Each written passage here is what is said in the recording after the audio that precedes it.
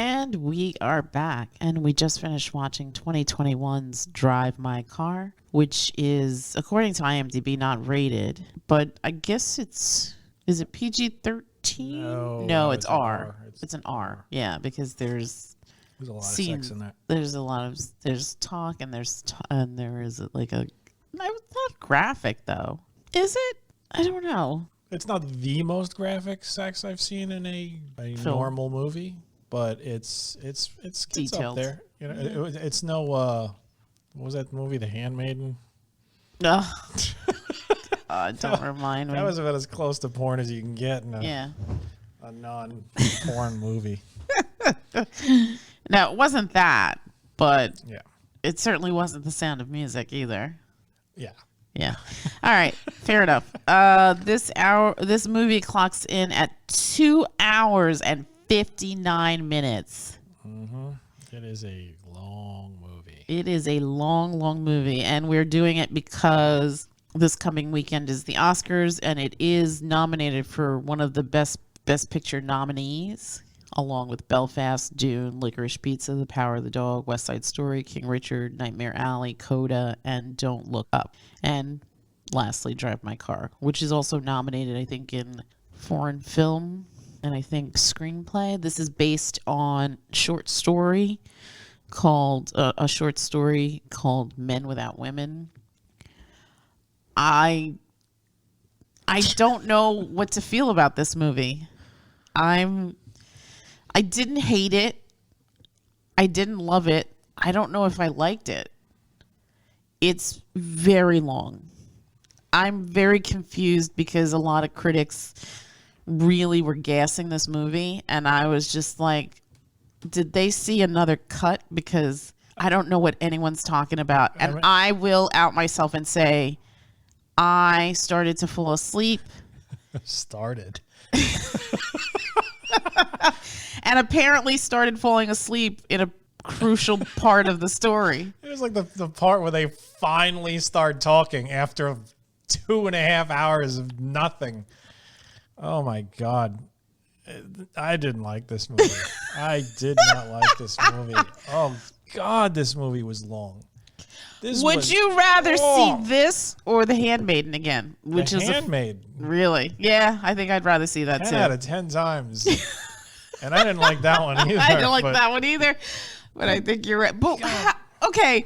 And like, why is this winning awards? And I don't know. I don't know. I'm baffled. And like, it's not like as though you're like, oh, it's based on the short story called Men Without Women. Maybe the short story has something to do with it, but even that title is like meaningless to me. Yeah.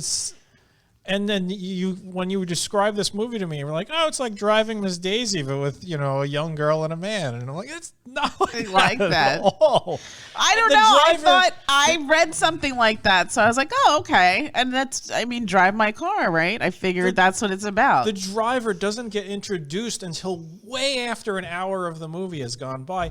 And then she doesn't even say anything until like maybe another 40 minutes. Yeah. It's like there's just so much extra, just nothing in it. Like by the end of this thing, you'll be like, you know what? I could be Uncle Vanya now because I know so much about Uncle Vanya. And that wasn't even the point of the film, was it? I mean, there were parallels, I guess.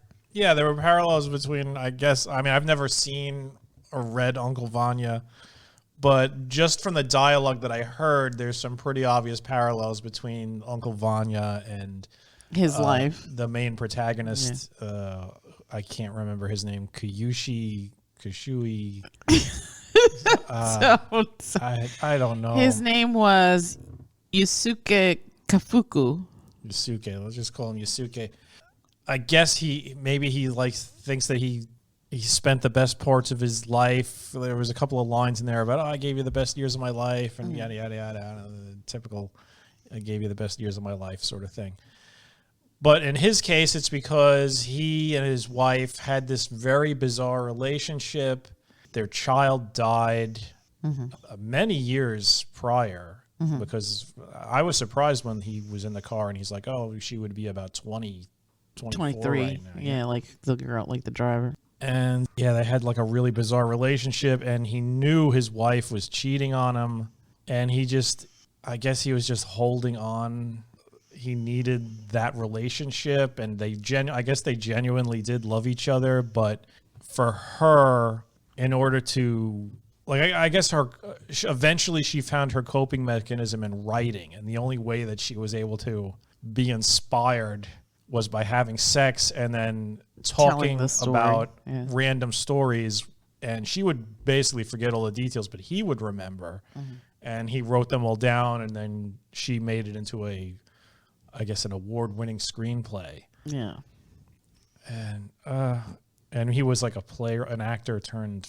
An actor, playwright. Play director or something. Yeah, like I don't know. I don't know. Theater guy. And I guess that was his way of coping with it was acting, and her way of coping in it was just drowning herself in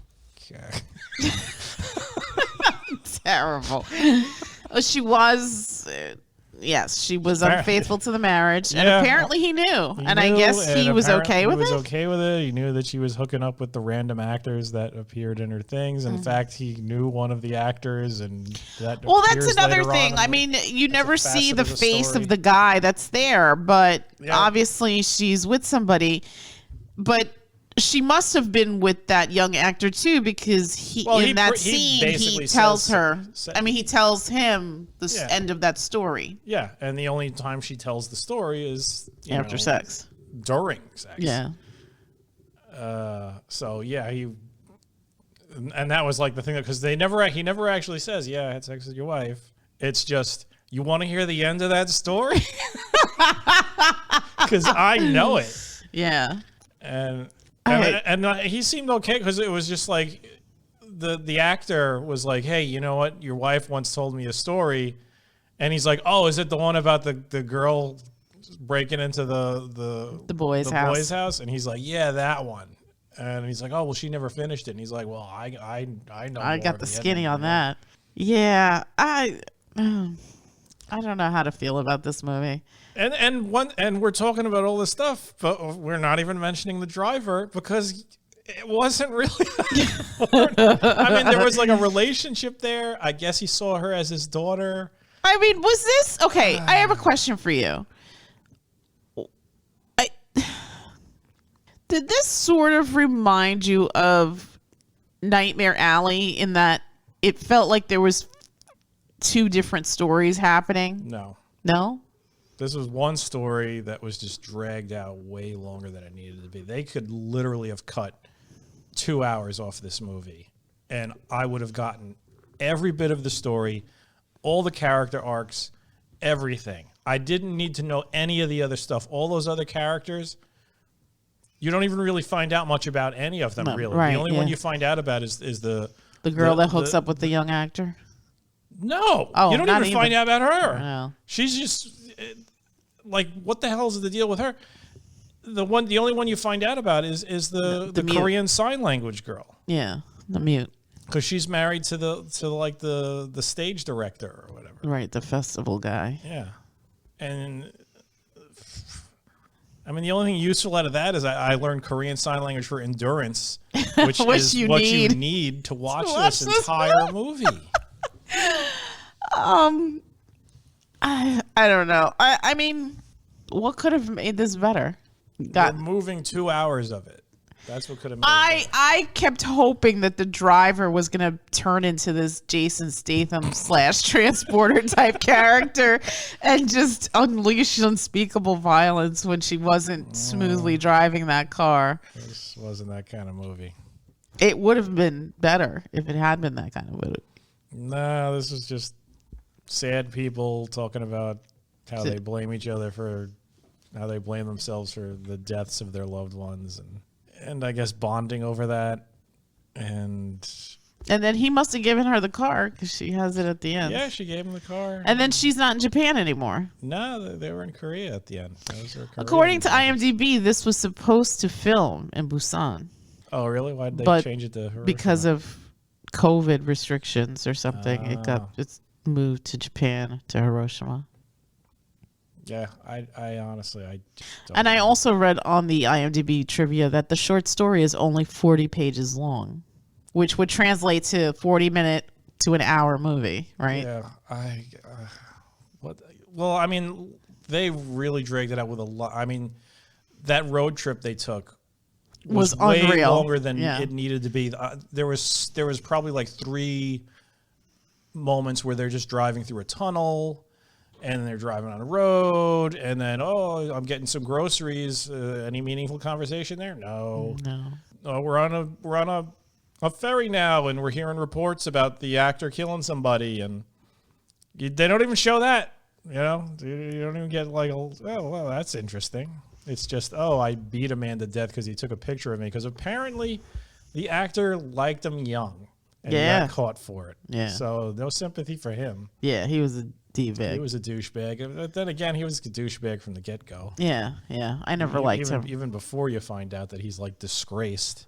But I guess, what's her name? The one that was in that production liked him. She liked him. It's implied that they slept together, even though they don't understand each other at all. Because that was the main player. That was the director's, I guess, gimmick, is that he would produce these plays where they're all multilingual. Everybody's just speaking different language, and they don't understand each other. The girl she's speaking like Cantonese, Mandarin, I think, or Mandarin.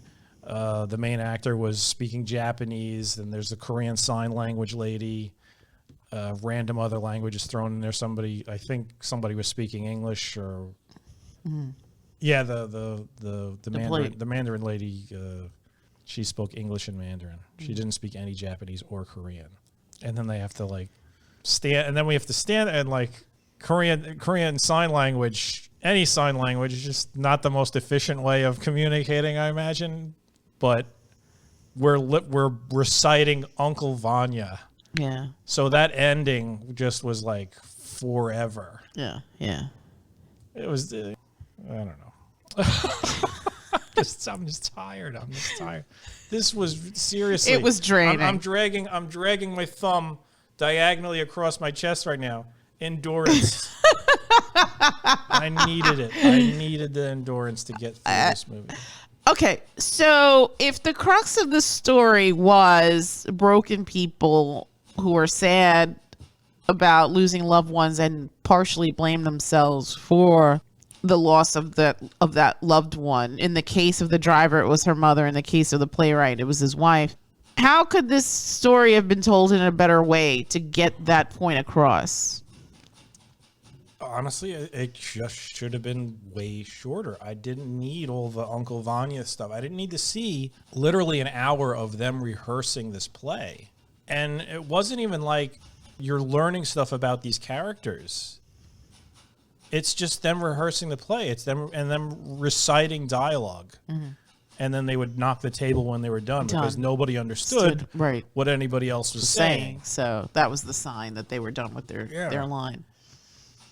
And so were they reading the script in different languages, I guess? Yeah, that's why some of the subtitles had parentheses around them. Right. Like the subtitles that were just plain, that was Japanese. Right. And then anything with parentheses was, I guess, a different Mandarin or Korean or whatever.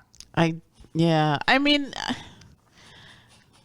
I don't know. I don't know how to feel about this film. I do. I feel bad because I had to watch it. It's not good.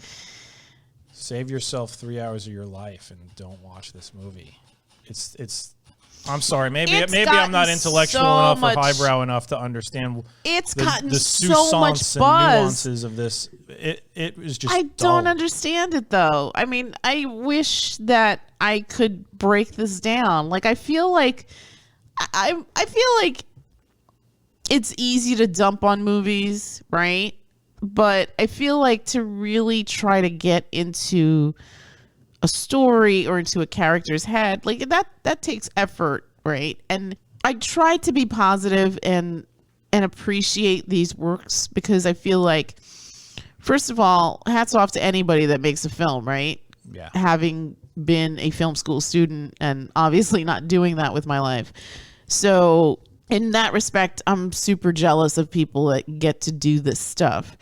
But at the same time, I mean, I think since day one, we've always talked about story and how storytelling is so important. And you could have like a very minimal script, budget, but as long as you have an amazing script, you can tell a great story. And I feel like what the kernel of this is about is interesting. I just don't think the way it was actioned was any good.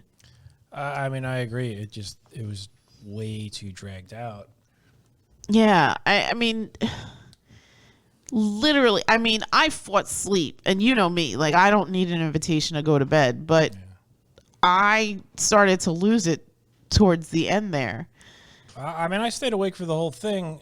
The thing about it is, I really believe if this was like 2 hours shorter, it was a interesting story. It could have been interesting, but it's just so dragged out. There's so much filler. In this And movie. there were scenes, there were moments that were interesting. There was interesting interplay and interesting dialogue between some of the characters, but not enough to make this a 3-hour movie. I agree. I think editing would have gone a really long way here. I gotta be honest, I didn't really find much of the interplay between the characters interesting at all. Well, the scene in the car between the playwright and the young actor, I thought. The only thing interesting about that was I was interested to hear how the story ended. Really? That was really it. And I was like waiting for him to be like, I totally fucked your wife. But he never actually said Says that. it, yeah. Yeah. But I mean, that was probably the most interesting part of that whole thing. It was about as unconfrontational a confrontation as you can get in that sort of situation where you're dealing with a man basically confronting his wife's lover. Yeah. Yeah, he was very passive, right? Oh, he was so. I mean, he did not. He was. It wasn't like he was angry at all. Yeah. He was totally forgiving of the guy. In fact, he gave him a job. Yeah. You know, he wanted to see what he would do with this part. I think he had faith in him that he could do it. It wasn't like he was trying to set the guy up to fail or anything like that. Really, initially, that's what I thought. That he was giving him. I could see how you would believe that, but I don't think so, because he would actually speak to the guy and give him advice. Right. And make him better. Yeah. And he was trying to get this guy, he basically said, you need to calm down. And the guy just couldn't. He would see some He was a loose he would hear cannon, somebody's camera phone go off, and he would just suddenly lose his mind. Yeah. If he just listened to, what was his name? Yûsuke? Yûsuke? Yeah, if he just listened to Yûsuke, none of that would have happened. I don't know. I'm so confused because I feel like so much has been said about this movie, and I really was looking forward to it. Like I badgered you into watching this. Yes, you did. I did badger you because I wanted to make sure to post this before, because this is going to be the last weekend of the month. We're going into the weekend of the Oscars, and I really wanted to have kind of like an Oscar roundup for our last two movies. And I don't know. I don't know how to feel about this film. No, feel the way you feel. You know how to feel. You didn't like it. The end. Don't peer pressure me. Can't recommend. Will not recommend. I'm not going to like just outright trash it and say I hated and despise this movie, because like I said, there were bits in it where I was like, okay, this could be the seeds of an interesting story, but it's like you're wading through so much shit. Stuff. Yeah. Oh, there's that seed, but it's in a big field of shit. And you got to trudge your way through to get it. So What are you and I missing that everyone else seems to understand? Legit. This movie has gotten so much buzz and so much hype that I really thought that this was going to be a different kind of experience. And after we were done with the film, I was like, that's not what I expected. I don't think we'll ever be able to understand because, I mean, it's just not appealing to us. We don't want we can't get past the shortcoming of the fact that it's just way too freaking long. Okay. And it doesn't get to, I mean, seriously, get to the point. If you're an hour into a goddamn movie and you haven't even introduced one of the primary characters in this movie, and then you finally do introduce that primary character and they have little to no bearing on the story for almost another hour, that's a problem. That is a problem because it's like, why the hell is this freaking movie called Drive My Car? The driver has literally nothing to do for most of this movie. Right. She doesn't say a goddamn thing. It's him and all these actors, and the only actors that matter is the guy that had sex with his wife, and maybe the mute Korean girl. Right. And even that was sort of like a tangential filler story that went nowhere. It was like a side quest that had nothing to do with the actual plot. Yeah. Okay. You and I are going to have to watch this movie. I watched it recently for Film Discussion Group, but you and I are going to have to watch Ozu's Tokyo Story because I feel like my first exposure to Tokyo Story was in college and I loved it. I think at one point, I don't know, I think it played again. I don't know if it was like at BAM or Theater 80 back in the day. I think I saw it again and I loved it. And now I guess it's part of some kind of collection, and I saw it on HBO Max not too long ago, within the last 6 months, I think, again, for Film Discussion Group. And again, I love this movie. And it is a long movie, and it's like this. And I remember turning to you, and I said to you, is this what is this what Japanese cinema is about? Because the pacing on this was brutal, but it sort of reminded me of Tokyo Story. And you were like, oh, I haven't seen that. And I was like, oh, I thought I saw that with you the last time. So I think you and I have to watch it. But the similarity ends there because I found Tokyo Story more compelling. It tells the story about this older couple who decides to go to the big city to visit their children, their daughter, who was married with a family, and their son, who's also married with a family. And they also have a daughter-in-law who was married to their son, but the son died. It's never explained. But she is very tied to them and basically takes care of them while they're in the city and gives them attention. Meanwhile, their own children are off doing their own thing with their own families. And things happen. The pacing on that one is very slow, but I don't know. I think it's just written better. I think the story was more compelling. I think the actors were more interesting. The character developments in that film were more interesting. So I was really surprised that I couldn't get into this story because I felt like I love Tokyo Story so much. So I don't think it's a question of pacing because listen, if you have a good story and you're able to, it doesn't matter how long the movie is. Right. The length of the movie has nothing to do with pacing. If you're telling the story in a way that is interesting, I don't feel like I've wasted an hour getting to the next forward momentum of the story. If the story is always making its way forward, there could be slow pacing, But this was glacial. There was so much wasted time. I didn't need to see 90% of this movie because it didn't add anything to it. Mm-hmm.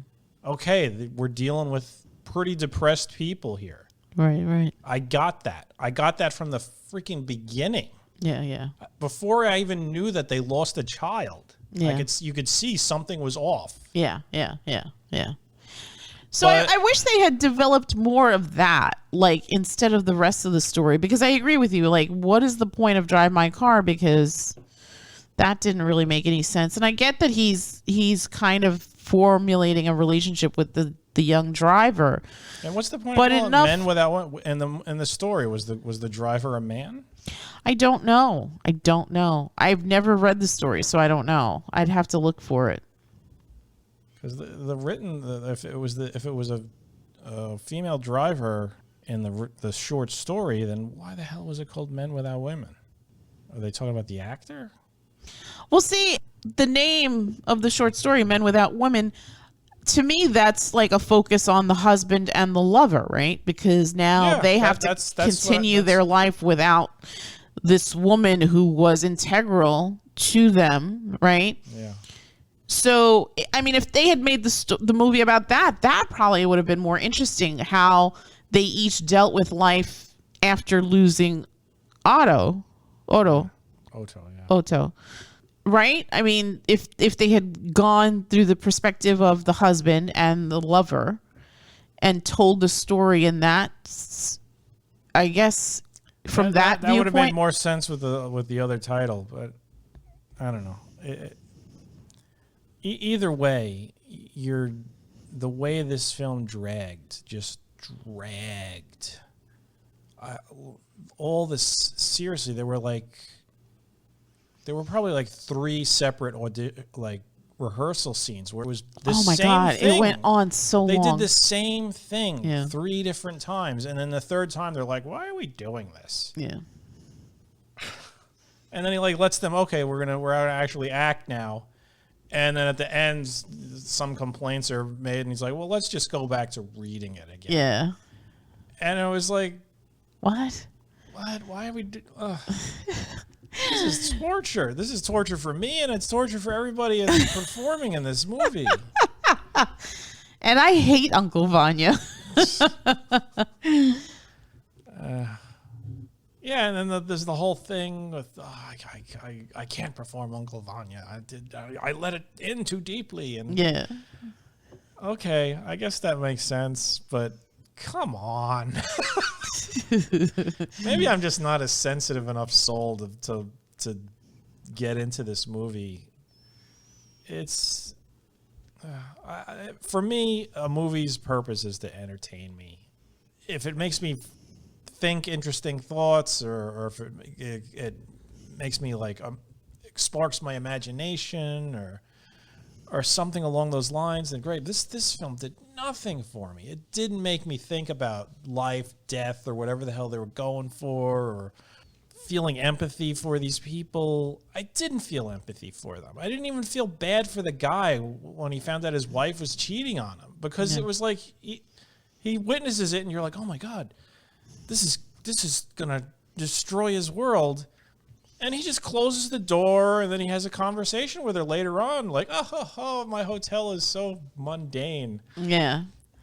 And it's just like, okay, well, maybe he's going to confront her when he gets back home. Oh, yeah. No. Didn't happen. It's like a month later, nothing happens. Nothing. Yeah. There's absolutely nothing. And then she's finally like, when you come home, we need to talk. Yeah. And he's like, all right, I'm just going to go drive around for 24 hours or whatever the hell I'm going to do. And then when he gets back, he finds her. When he gets back, she said, and that was another thing.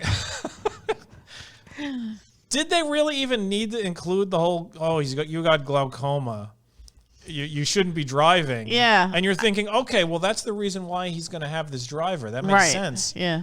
But that didn't mean anything. It was like, oh, well, you have to have a driver here. Oh, because why? A few years ago. Because a few years, somebody else, one of our actors, killed somebody in his car. So now we have it in the budget that everybody needs to have a driver.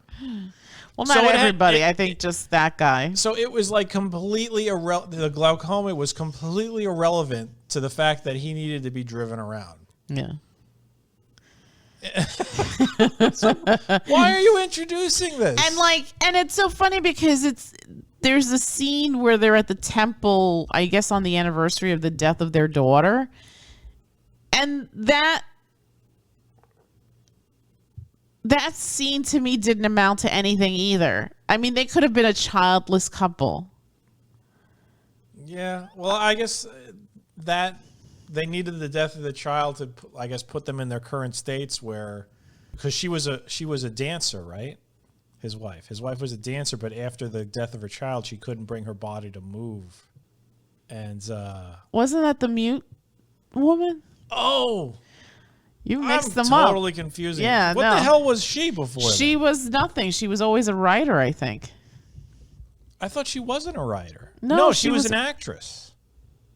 The guy's wife? No, I think she was a writer. She was an actress, and then after that, she became a screenwriter. She didn't want to do acting anymore. Oh, I don't know. I thought she was always a writer. No, she was an actress first. And she couldn't bring herself to do it anymore. And then for some reason, while having sex, she would just start talking about random stories. Right. And that's how she began to cope with the death of the child. She found her creative outlet, and it was like, oh, those stories they were born by having sex with me. So the story was like the child, but then she needed more story. So she had to get fucked by a whole bunch of other people. Yeah. So I wonder, I mean, he made it seem like she did this on the regular. So I wonder if he was privy to her infidelities more than once, more than the one time that we saw the infidelity. He's probably hiding in the closet, dressed up like Superman. Maybe. Looking through the blinds. I don't know. This 1 to 10, what would you give this movie? I'd give this a 3. A 3. I think you gave Nightmare Alley a 4. Yeah, but that's just because I like Guillermo del Toro. Did you like that story better than this? Probably. Yes, I would watch Nightmare Alley 10 out of 10 times more than I'd watch this one. I never want to see this movie again. Ever. I want to forget that I spent an evening watching it. I could have watched something else. We could have watched 2 things for 3 hours. Yeah, we could have had 2 movies done. Instead, we invested 3 hours of our life. Question for you. So we did Flee, which I liked a lot. And we did this, which I don't know. I still don't know how to feel about it. Well, what's your number? I'll tell you in a second. So let me just get this point. So these are foreign stories. Mm-hmm. Was that something that influenced either your like or dislike of the movie? No. Had nothing to do with that. Do you think the differences in cultures and the views on cultures had any bearing on whether you liked a movie or not? No. Like in the sense that I don't know what it's like to be a Japanese person. I've never been to Japan. I don't know Japanese. I don't know much about the culture. So I'm sure there are social graces that I'm not privy to. Like the whole thing about when she was telling the story to the husband at the beginning about the girl sneaking into the house, and she was like, oh, she draws the line at masturbating. But then later on, it's like, but she does masturbate in the house or whatever. So it's like, okay, that's a strange story. Like if I was telling a story, I don't think that masturbation would have been my end game there, but I don't know. Is that like a cultural thing? Like, no, I think that was just a sexual thing. It could the story that she told could have been about people from France or America or anywhere. There was nothing. I don't know. I mean, I think, well, not we, but I think the way Europeans frame sex is different than how Asians would, and is different than how I guess Americans would. So there's definitely a difference in how these groups, I think this country, for all of its crazy, is still very puritanical in that respect.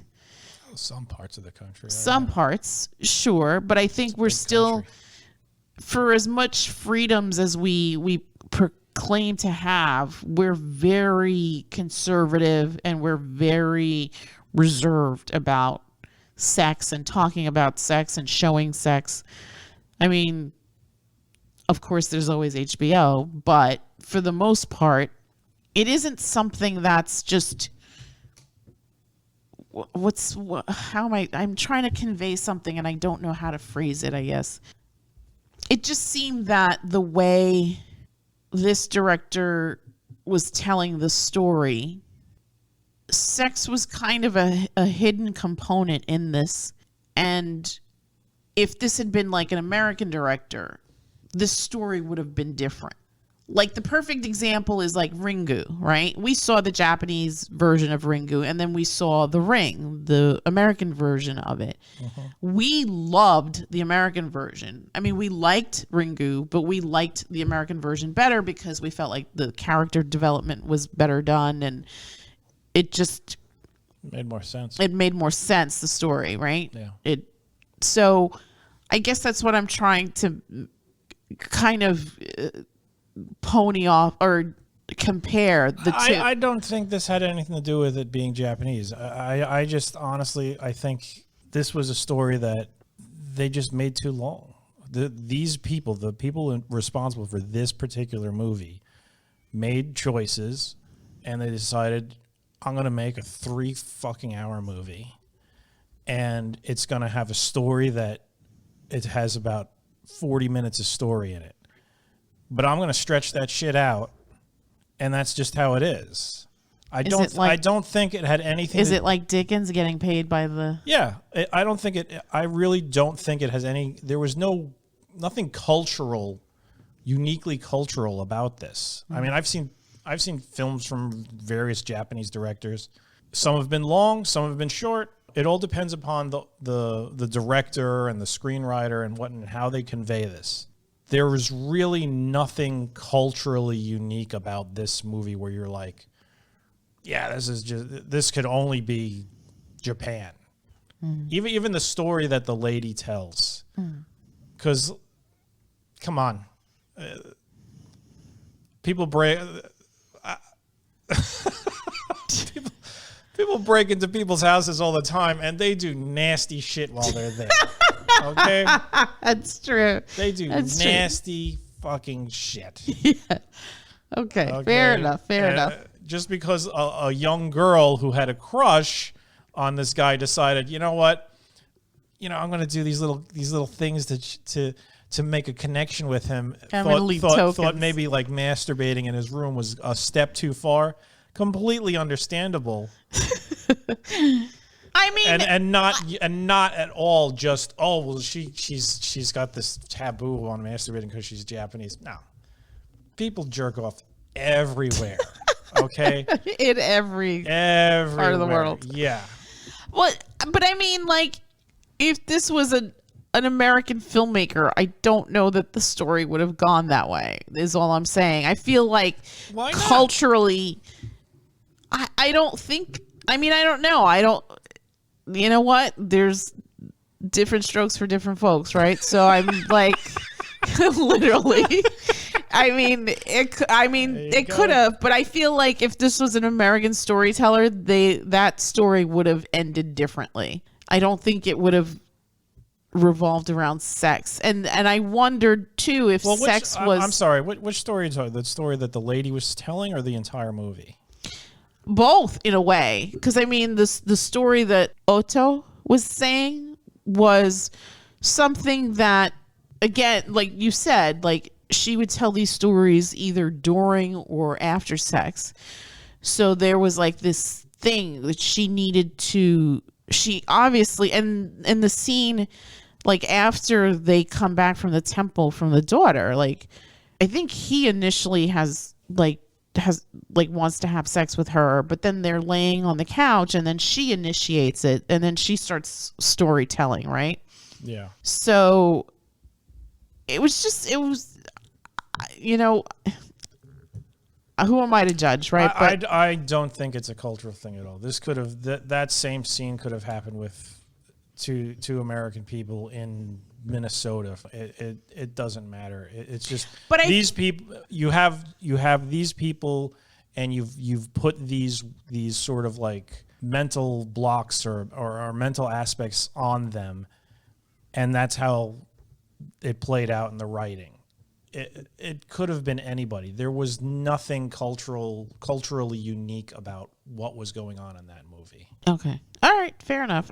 I mean, I don't know enough about the culture either to say that. I just wondered if it was cultural, because I feel like I said, if this was a European director, like, I think the story would have played out very, very differently.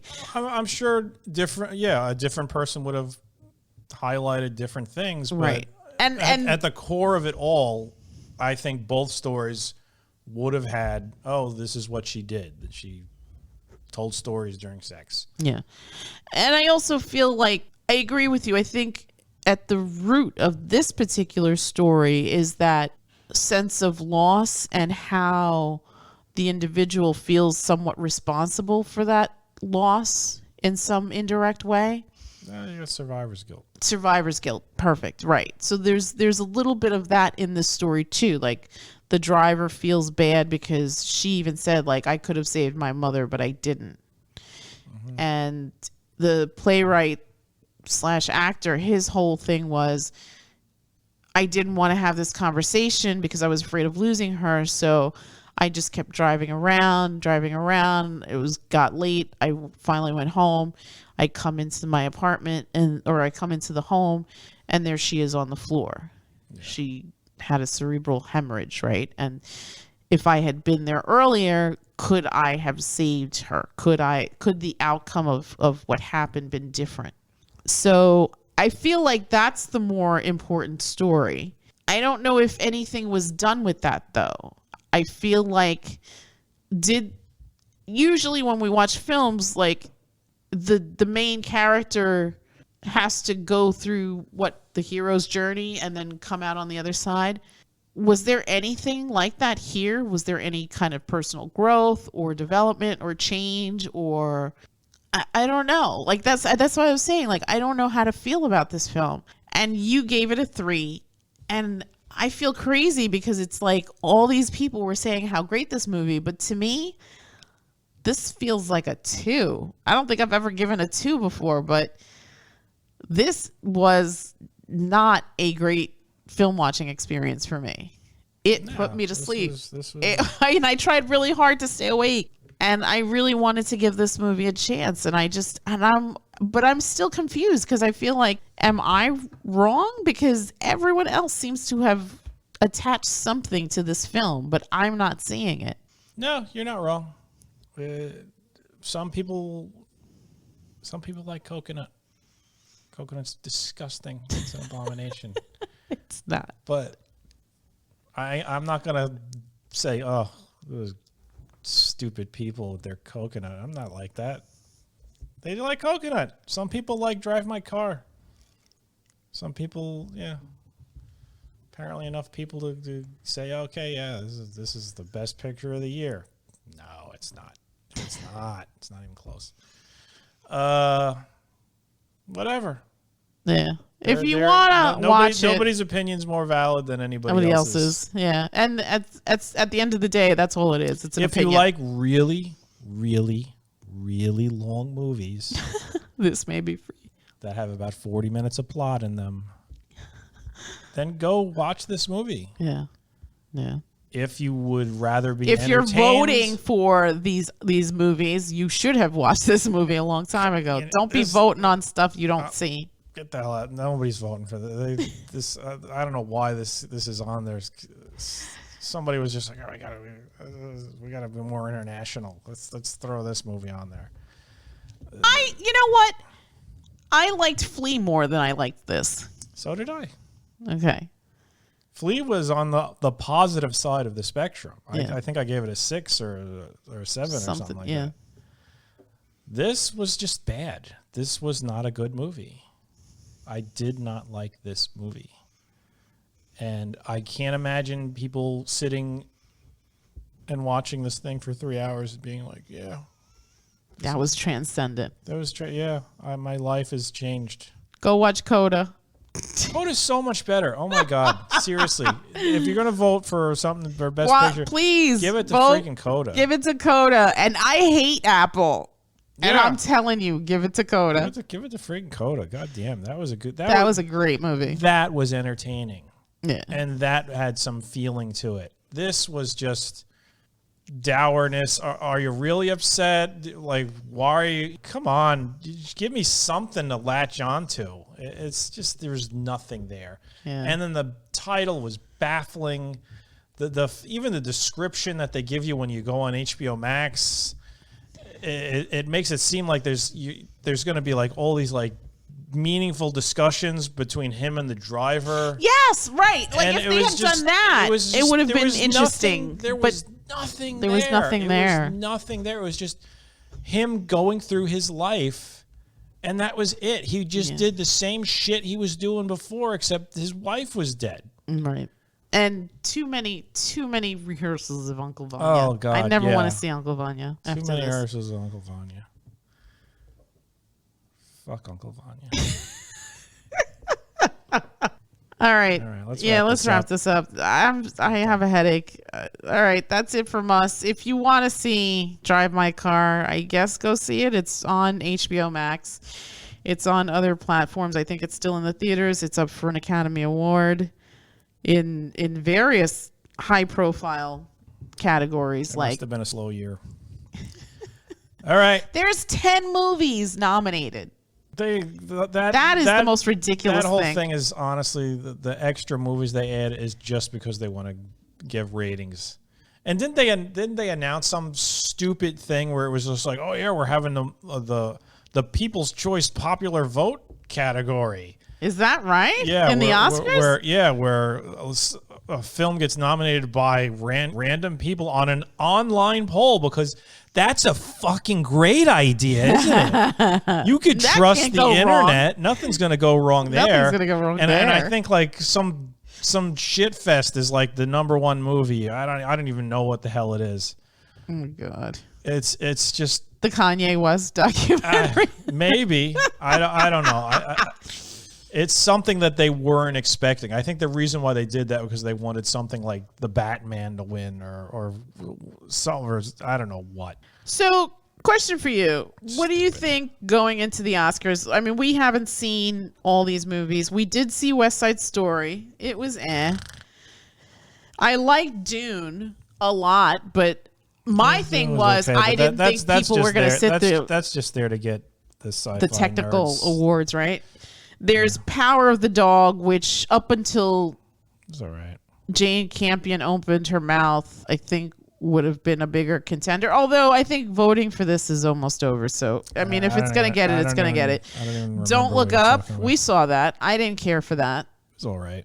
I didn't care for that. Licorice Pizza. Didn't see, although I haven't really heard good things about it. Nightmare Alley was a nightmare to sit through. It wasn't a nightmare to sit through. It was just a broken movie. King Richard. Haven't seen that. Drive My Car. Oh. Belfast.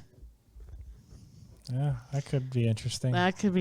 That's on our list to watch, and it's short. It's only an hour and like 38 minutes, I think, which is a refreshing change, especially after Drive My Car. And of course, the movie that should win the Oscar. Coda. Yeah. And that guy should win Best Actor.